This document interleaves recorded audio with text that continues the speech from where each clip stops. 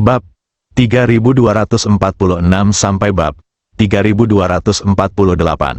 Mata Hao Mei membelalak. Dia tidak pernah membayangkan bahwa pusat komersial ini benar-benar akan melanggar perjanjian dengannya untuk Ye Chong. Aku sangat manis. Apa yang kamu lakukan? Apakah kamu melakukan kesalahan? Hao Mei tidak percaya. Ye Chong menghela nafas dalam hatinya. Lu Wen memang sangat bisa diandalkan dalam pekerjaannya.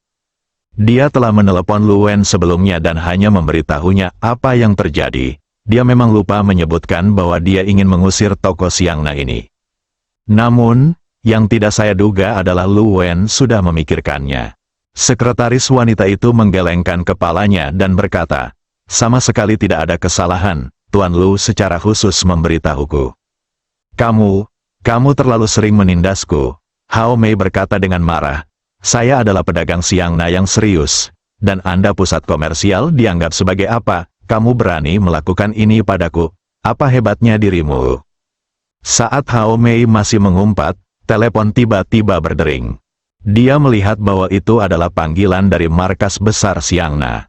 Hao Mei tidak tahu kenapa, tapi kantor pusat meneleponnya, dan dia langsung sangat gembira. "Haha, kantor pusat menelepon saya. Mereka pasti tahu tentang ini, tunggu saja sampai Anda menerima surat pengacara. Kamu mudah ditindas, haha, bagaimana aku bisa menuntutmu karena bangkrut?" Kata Hao Mei sambil menjawab telepon. Halo, ini Hao Mei untuk saya. Selamat pagi, Bu Lisa," kata Hao Mei dalam bahasa Inggris yang fasih. Tapi ketika dia baru setengah bicara, ekspresi Hao Mei segera berubah. Sebab, dalam panggilan telepon tersebut, identitasnya sebagai pedagang koperasi terangkat. Hao Mei masih belum menyadari alasannya. Ketika dia masih ingin menjelaskan, pihak lain telah menutup telepon, menunjukkan sikap tegasnya.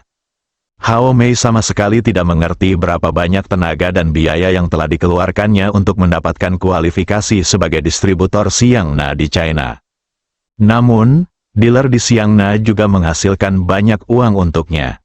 Tapi aku tidak menyangka kenapa wewangian ini tiba-tiba memutuskan hubungan dengannya. Hao Mei memandang Ye Chong dengan tidak percaya.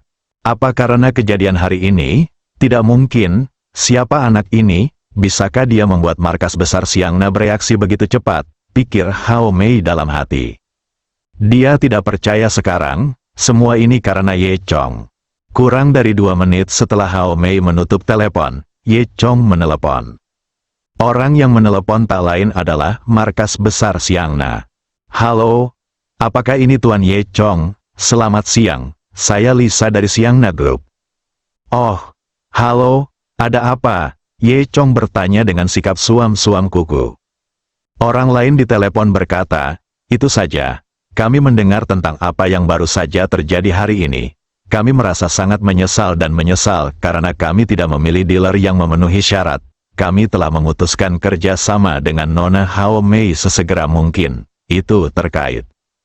"Tuan Ye Chong, seperti ini, saya ingin tahu apakah kita dapat terus bekerja sama dengan Longshan Group di dealer Xiangdian kita." Miss Lisa terus berbicara untuk waktu yang lama, tetapi dia masih ingin bekerja dengan Longshan. Kelompok ini terus bekerja sama. Ye Chong berkata, "Kamu harus berbicara dengan orang yang bertanggung jawab tentang masalah ini." Setelah mengatakan itu, Ye Chong menutup telepon. Hao Mei kaget melihat sikap dingin Ye Chong terhadap markas Xiangna. "Apa yang mereka katakan padamu?" Hao Mei bertanya. Ye Chong berkata, "Ini tidak ada hubungannya denganmu.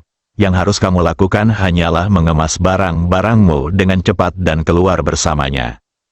Hao Mei membuka mulutnya, tidak tahu harus berkata apa sejenak. Dia berpikir lama, lalu memandang ke arah saudara Balt Liang, dan kemudian ke Tuan Ge.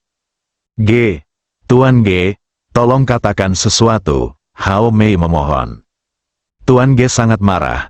"Apalagi yang bisa saya katakan? Saya sudah seperti ini. Apalagi yang bisa saya katakan?" Hao Mei juga sangat marah. "Kalian orang-orang tidak berguna. Biasanya Anda berteriak dan minum. Tetapi ketika Anda tiba, saat kritis, semuanya sudah berakhir. Apa-apaan ini? Ini bukan karena kamu, wanita bau." Kakak laki-laki botak itu berkata, Kamu wanita Bo, ini semua salahmu. Kamu laki-laki tidak berguna. Hao Mei melompat dengan marah, menjambak rambut Tuan Ge dan memarahinya, menunjukkan sifat aslinya sebagai seorang yang cerdik. Tuan Ge dipukuli oleh Hao Mei dan dengan cepat meminta bantuan Zhao Tizu. Zhao Tizu, tolong, wanita Bo ini berani menyerangku. Zhao Tizu mengutuk, kamu pikir kamu ini siapa? Kamu masih pemimpinku, menurutmu. Kamu bukan orang baik, kamu tidak berguna. Hao Mei memarahi dan pergi menangkap Zhao Tizu lagi. Zhao Tizu juga berkata dengan marah, ini bukan semua karena kamu. Namun saudara Balt Liang tidak bisa bangun, jadi dia hanya bisa berbaring di tanah dan mengutuk. Pengawal itu jatuh ke tanah tak sadarkan diri, jika tidak, dia mungkin akan naik. Ye Chong menggelengkan kepalanya, terlalu malas untuk menonton lelucon beberapa orang, lalu berbalik dan berjalan keluar toko. Ketika dia hendak keluar, dia berkata kepada pria besar yang berdiri di sampingnya, kamu sekarang adalah kapten keamanan mal, dan kamu harus bertanggung jawab atas masalah ini. Pria besar itu menggaruk kepalanya, dan itu memakan waktu dia lama sekali menyadari, oh, oke. Kedua mahasiswi itu awalnya ketakutan, tapi sekarang mereka menutup mulut dan tertawa saat melihat adegan ini, lalu buru-buru mengikuti Ye keluar dari toko. Pintu toko sudah dipenuhi orang. Orang-orang ini semua ada di sini, menjulurkan leher untuk melihat ke dalam, dengan wajah penuh tawa.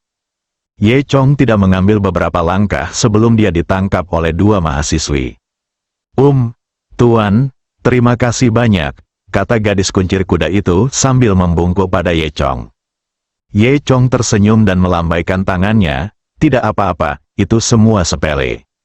Tidak, ini masalah sepele bagimu, tapi ini sangat membantu kami, kata gadis kuncir kuda itu. Gadis lainnya juga terus mengangguk. Gadis berkuncir kuda itu berkata, mengeluarkan ponselnya dan berkata, Tuan, bisakah kami menambahkan akun WeChat, jika saya memiliki kesempatan di masa depan, saya dapat mentraktir Anda makan malam dan terima kasih banyak, tidak perlu.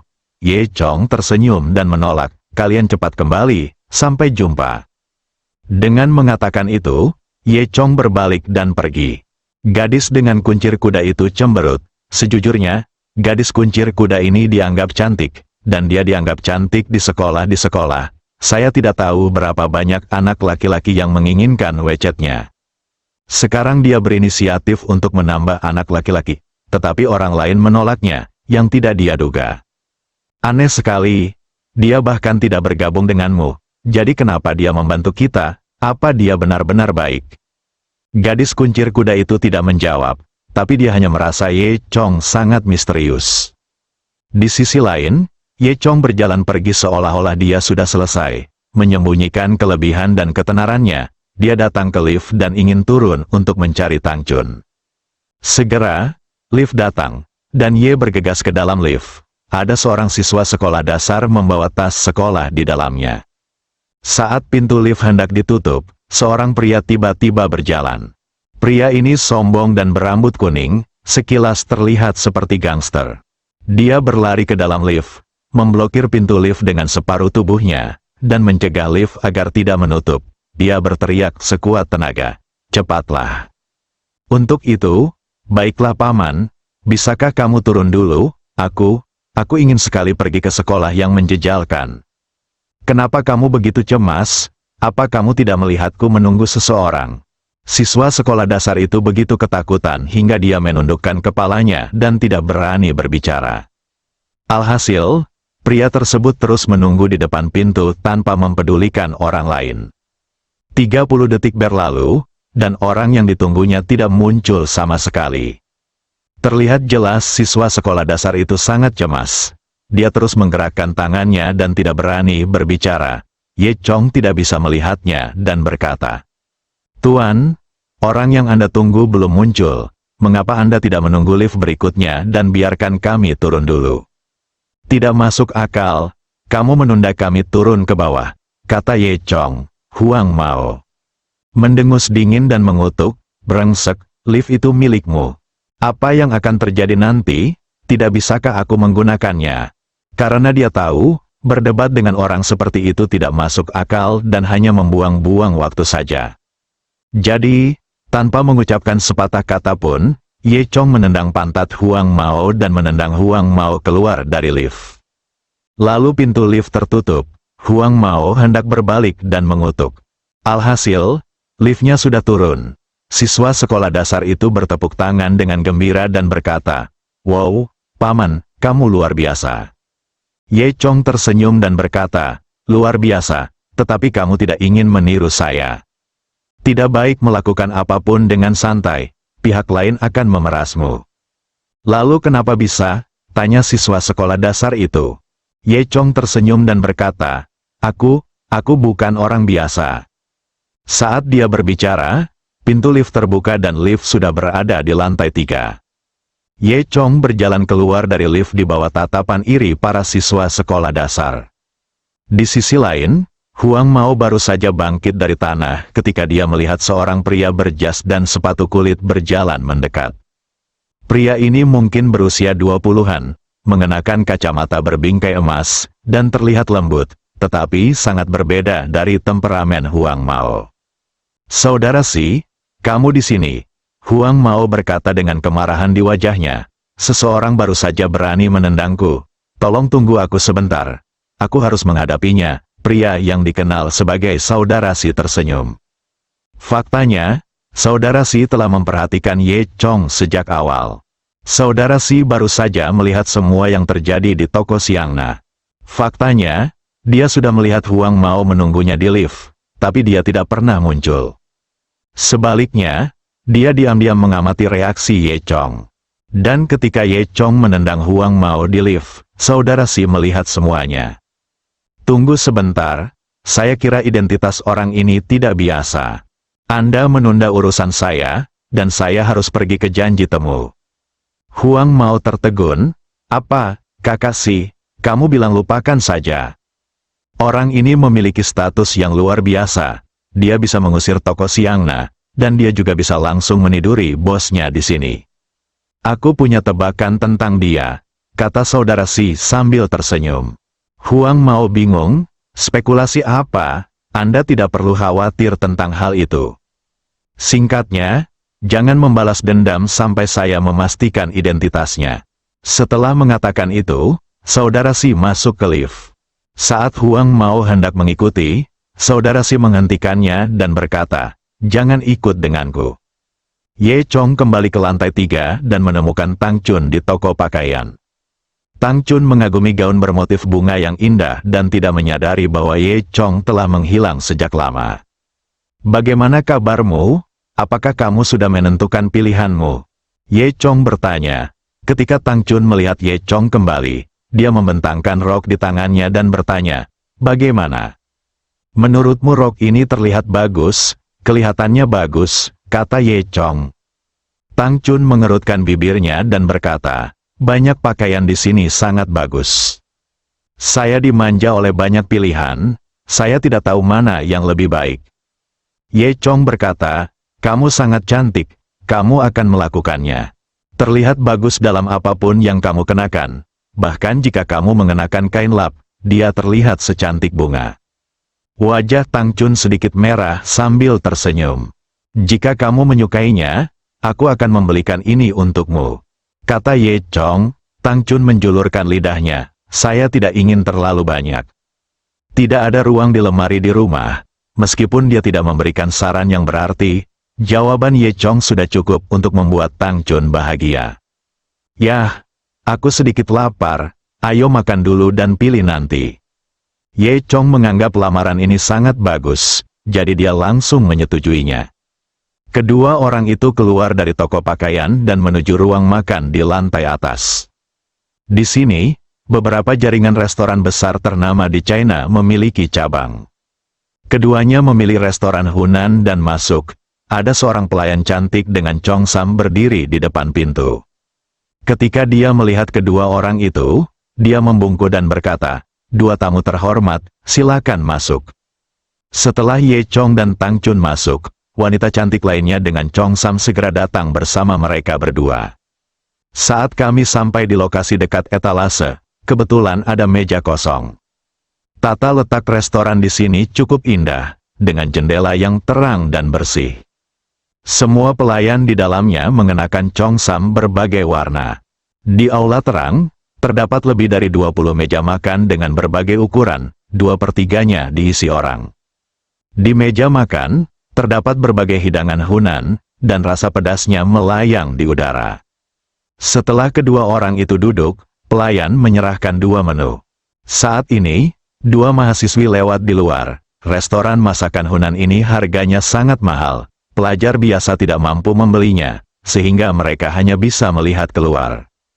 Ketika kedua gadis itu lewat, mereka melihat Ye Chong duduk di jendela. Ini bukan, salah satu gadis berkuncir kuda berkata dengan heran. Kedua gadis ini adalah 2 mahasiswi yang Ye Chong bantu sebelumnya. Ya Tuhan, gadis ini sangat cantik.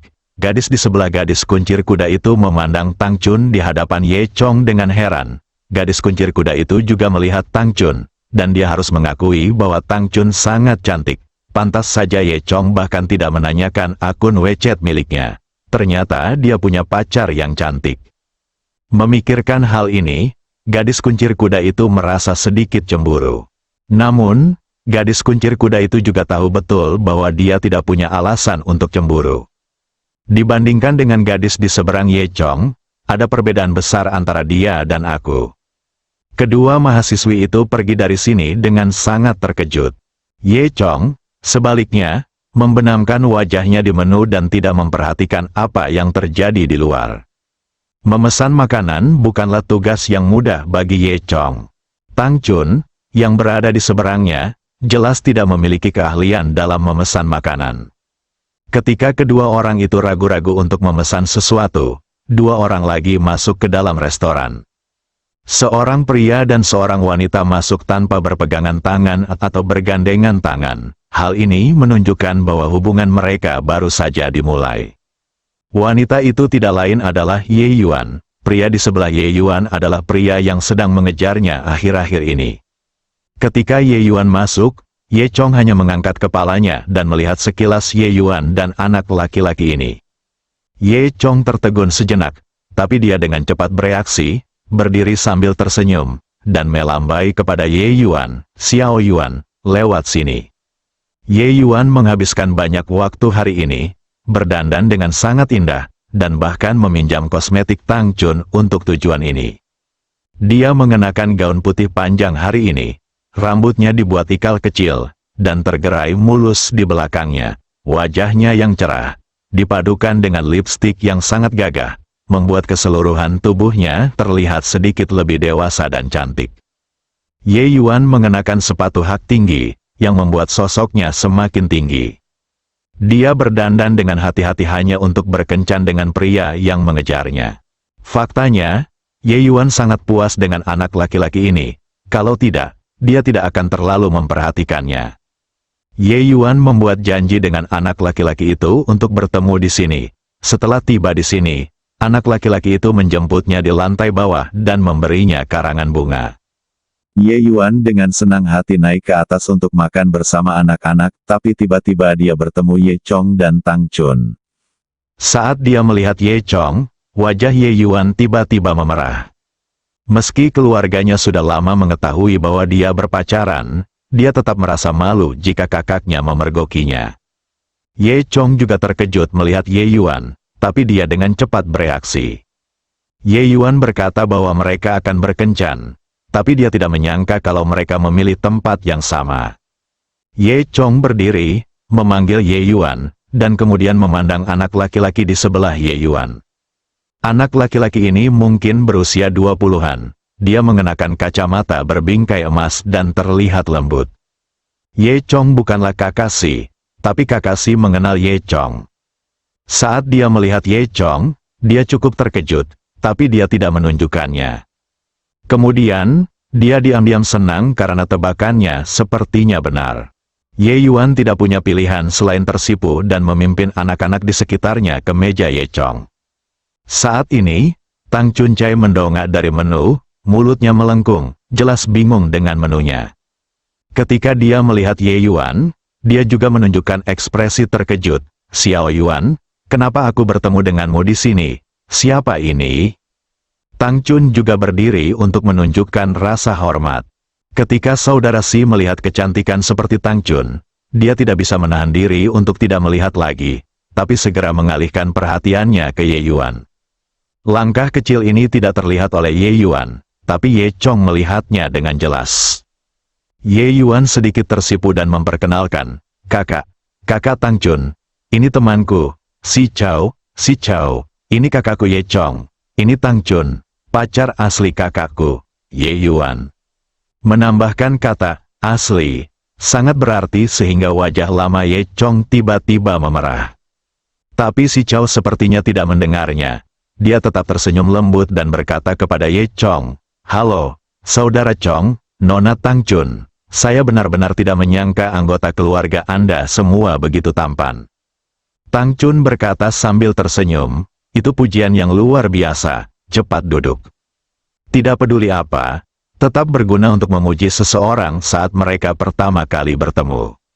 Setelah itu, keempat orang itu duduk bersama. Aku mendengar Ye Yuan memberitahumu, kamu adalah putra pedagang yang ingin bekerja sama dengan kilang anggur kami, kan? Ye Chong bertanya sambil memandang Si Chao dari atas ke bawah. Sebagai saudara laki-laki Ye Yuan, Ye Chong secara alami memiliki misi untuk membantu saudara perempuannya. Si Chao tersenyum, tidak merasa gugup sama sekali saat pertama kali bertemu ayah mertuanya. Ya, aku juga mendengar Ye Yuan berbicara tentangmu. Saudara Chong, aku mendengar bahwa perkembangan desa Xiaoye hari ini sepenuhnya karena kamu. Kamu sangat luar biasa. Terlebih lagi, kamu juga bertanggung jawab atas sebuah perusahaan besar. Sungguh luar biasa. Si Chao berkata, dia tidak menyebutkan apa yang baru saja dia lihat Ye Chong. Meskipun Si Chao berperilaku anggun dan murah hati, dia juga tampak lembut dan berbakat. Namun, Ye Chong merasa Si Chao ini tidak terlihat seperti orang baik. Ye Chong telah bertemu terlalu banyak orang. Dia memiliki perasaan ini, dan dia sangat akurat. Si Chao ini tidak sesederhana kelihatannya. Dia tidak menyukai Si Chao, tapi mengingat perasaan Ye Yuan, Ye Chong tidak menunjukkannya. Tapi Tang Chun tidak menyadarinya dan terus memuji Si Chao. Ketika Si Chao sedang berbicara, dia tidak tahu bahwa Ye Chong sudah memikirkan cara membuat Ye Yuan melihatnya dengan jelas. Ngomong-ngomong, menurutku kakak Chong, dengan bentuk tubuhmu, kamu harus berolahraga secara teratur, kan? Si Chao bertanya. Cih, kamu terlalu meremehkan kakakku. Biar ku beritahu padamu, kakakku adalah ahli bela diri dan tahu kungfu. Oh, benarkah? Si Chao bertanya dengan berpura-pura terkejut. Faktanya, Si Chao baru saja melihat kungfu Ye Chong di toko Xiangna. Ye Chong tersenyum dan berkata, sebenarnya, saya dapat melihat bahwa Anda tahu kungfu, kan? Si Chao tersenyum sedikit. Saya telah berlatih Bagua Kuan selama beberapa tahun. Apa? Anda tahu kungfu? Bagaimana Anda bisa tidak pernah memberitahu aku? Ye Yuan bertanya dengan rasa ingin tahu.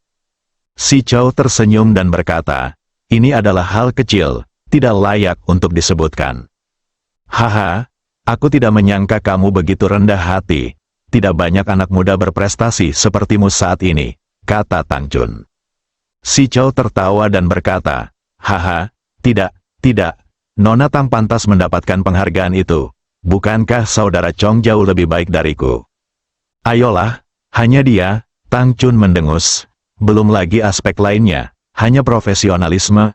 Dalam hal cinta, beberapa orang tidak sebaik kamu. Kata Tang Chun dengan sedikit sedih. Wajah lama Ye Chong memerah dan dia tidak tahu bagaimana menghadapinya. Tepat pada saat ini, pelayan datang membawa sepiring irisan daging rebus yang lezat. Aroma masakan langsung tercium di hidung. Ayo, kita coba makanan di sini. Katanya enak sekali.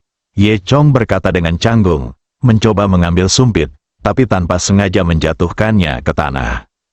Sudah berakhir, ini bahkan lebih memalukan sekarang, Ye Chong berpikir dalam hati. Benar saja, Tang Chun mendengus dan berkata, Apa kamu memberitahuku tentang masalah yang dialami beberapa orang? Ye Yuan dan Si Chao keduanya tertawa. Setelah makan malam, Si Chao awalnya mengundang Ye Chong dan Tang Chun untuk bernyanyi di KTV, tapi Ye Chong menolak. Ye Chong mengatakan bahwa dia masih memiliki sesuatu untuk dilakukan ketika kembali ke rumah, jadi dia membawa Tang Chun dan Ye Yuan kembali. Meskipun Ye Yuan masih ingin bersama si Chao, dia terlalu malu untuk mengatakannya. Pada akhirnya, dia tidak punya pilihan selain mengikuti Ye Chong dan Tang Chun pulang. Di sisi lain, si Chao, Ye Chong dan lainnya berpisah dan kembali ke kediaman mereka. Dia dan ayahnya adalah dealer terkenal internasional yang memiliki rumah di luar negeri. Kali ini mereka datang ke Luzhu khusus untuk desa Xiaoye.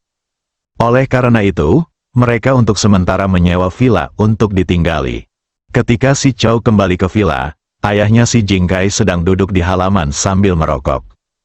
Si Jingkai gemuk, botak, dan memakai jas. "Bagaimana kabarmu?" Si Jingkai bertanya. "Bagaimana kabarmu dengan gadis kecil itu?"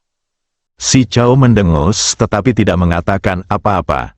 Faktanya, Ye Yuan juga cantik. Jika itu terjadi di masa lalu, si Chao akan tetap senang berkencan dengan Ye Yuan. Namun, setelah melihat Tang Chun hari ini, si Chao tiba-tiba merasa Ye Yuan agak tidak menyenangkan.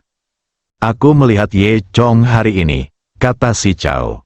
"Apakah itu saudara laki-laki gadis kecil itu?" Pendiri Longshan Group, si Jingkai bertanya. Si Chao mengangguk. "Ya, dia sebenarnya memiliki pacar yang cantik, sungguh membuat iri." Dari nada bicara si Chao, terdengar bahwa dia benar-benar ingin membongkar pacar Ye Chong. Si Jingkai mendengus dingin dan berkata, "Jangan membuat masalah bagiku. Urusan utamanya adalah menjaga desa Xiaoye." Si Chao mencibir, menyipitkan matanya dan berkata, "Haha, apa itu desa Xiaoye? Kali ini, aku ingin mendapatkan seluruh grup Dewa Naga bersambung."